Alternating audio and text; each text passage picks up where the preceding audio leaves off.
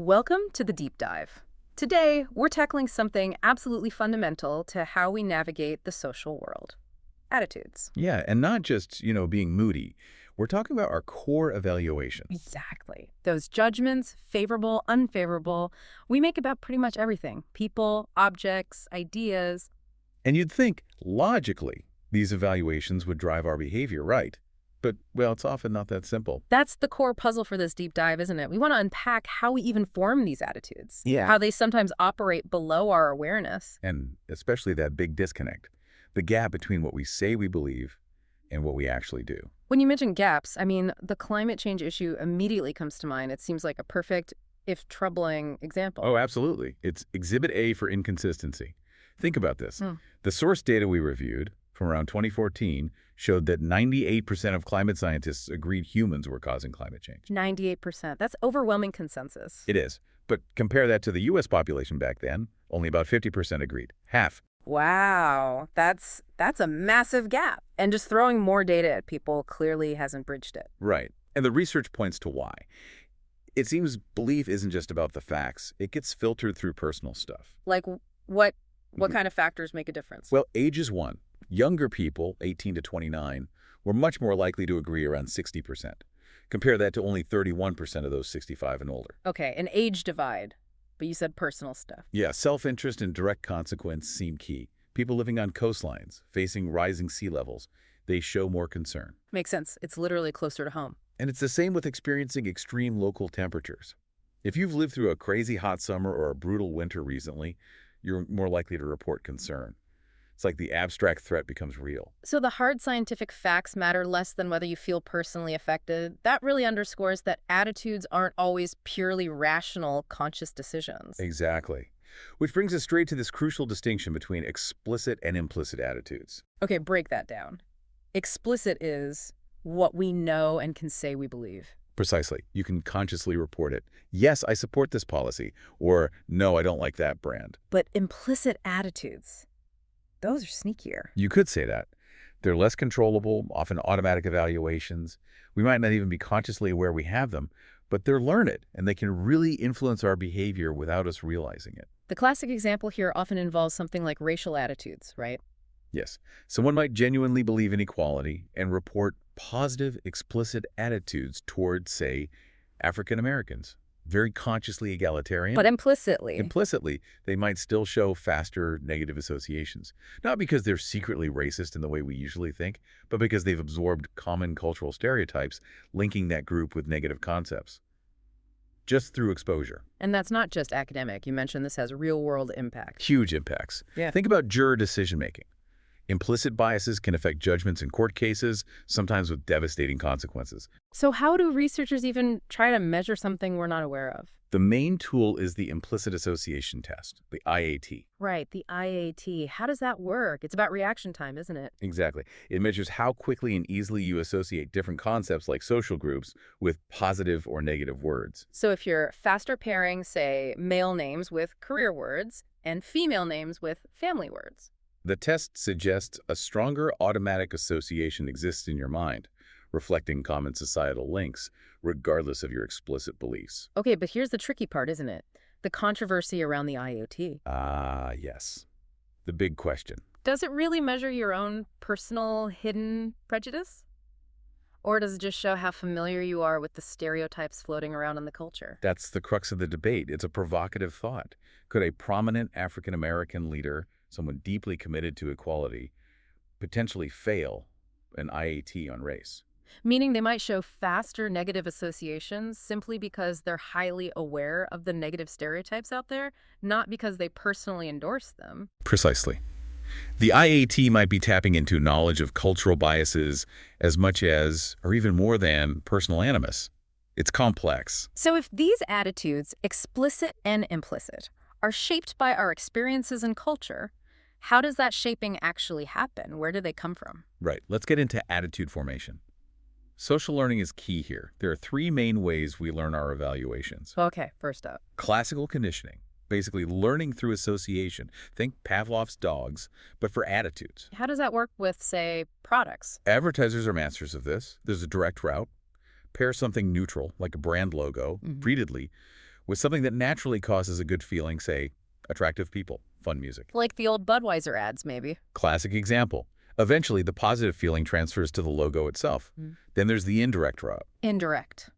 Link the product to something already liked, like a celebrity.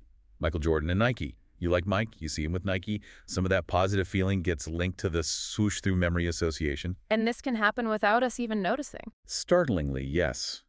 There's research on subliminal conditioning. Briefly flashing positive images alongside, say, pictures of fruit, can make people later more likely to choose fruit.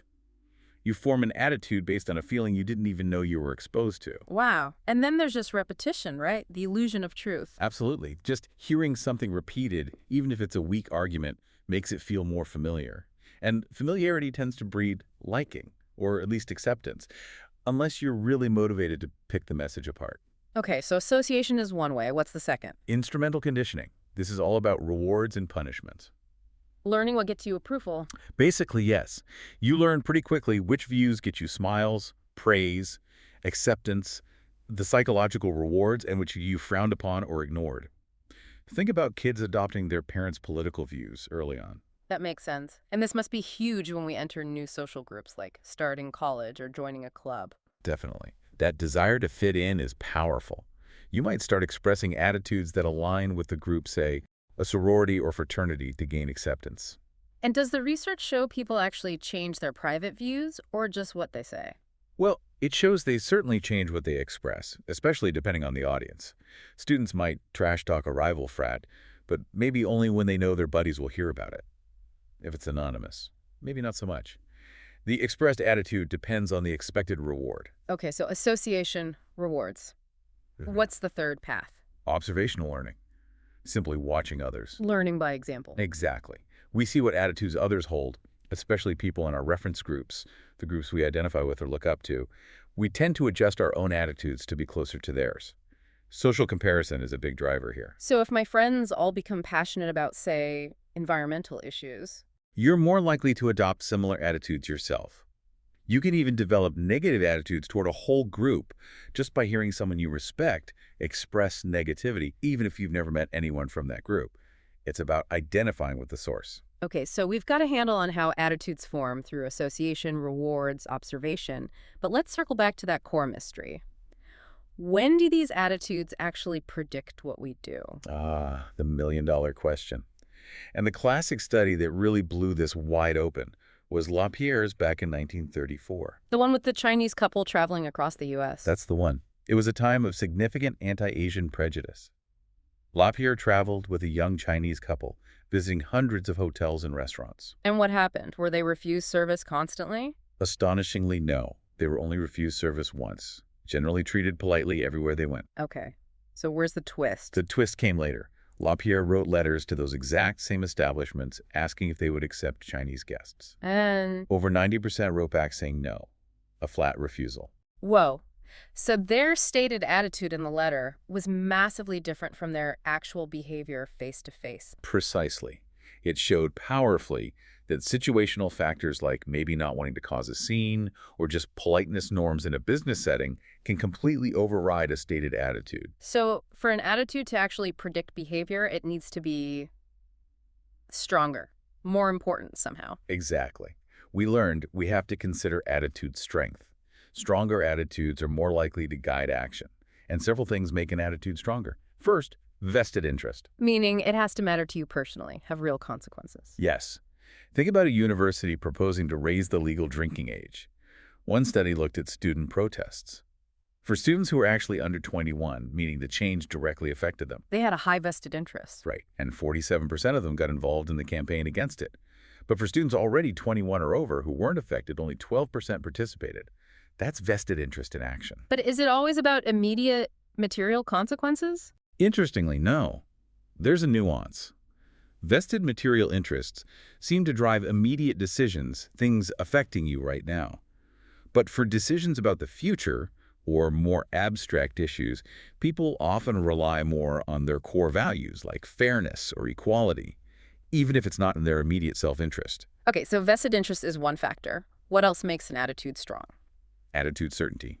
how sure you are about your attitude. This has two parts. Two parts. Yeah. Clarity, just being really clear in your own mind about where you stand. Repeating your attitude can increase clarity. Yeah. And correctness, the feeling that your attitude is the right one, the valid one. How do you get that feeling of correctness? Often through perceived consensus. If you think most people, especially people you respect, agree with you, your sense of correctness goes up.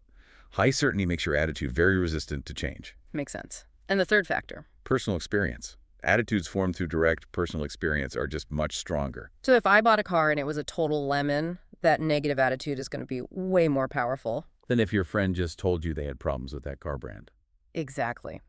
Direct experience makes the attitude more memorable, more accessible, and much more likely to guide your future behavior. Personal suffering really seals the attitude. Okay, so stronger attitudes based on interest, certainty, experience are better predictors. Now, how does the actual process work? How does an attitude mechanically guide behavior? Seems like there are different ways this happens. There are. We generally talk about two main pathways. The first involves careful, deliberate thought. Like when we have time to think things through. Right. This is captured by the theory of planned behavior. It suggests behavior follows a rational process. We think about the consequences, weigh things up, and form a behavioral intention. I intend to do X. And what shapes that intention? Three things, mainly. Your own attitude toward the specific behavior, what you believe important, others think subjective norms, and whether you feel you can actually do the behavior or perceived behavioral control. So intention is key. But just intending isn't always enough, is it? Definitely not. Intentions are much more powerful when people form a specific implementation plan. You mean not just I'll exercise more, but... But I will go for a 30-minute run tomorrow at 7 a.m., starting from my front door. That specificity, planning the how and when, makes it much more likely to happen. It almost delegates control to the situation. Okay, that's the deliberate route. But what about snap decisions, when you don't have time to think? Like when someone cuts you off in traffic? Yeah, that requires a more spontaneous pathway. Fazio's model addresses this. How does that work? The idea is that an event happens, the car cutting you off. This instantly activates your relevant attitude, maybe about rude drivers and relevant social norms, like should you react aggressively. And these activated things shape how you see the event. Exactly. They shape your immediate perception or interpretation of the event. Is that driver a jerk, or are they maybe rushing to the hospital? That interpretation, formed in a split second, then drives your immediate behavior. Honk the horn or let it go. So the attitude influences the perception, which influences the action? Well, very fast. Very fast. It has to be for those quick reactions. This leads us nicely into persuasion, doesn't it? The whole effort to change those attitudes, whether they operate fast or slow. Right. How do messages actually change our minds? Dual process models, like the elaboration likelihood model, are really helpful here. They suggest two basic ways we process persuasive messages. Yeah. Two main routes.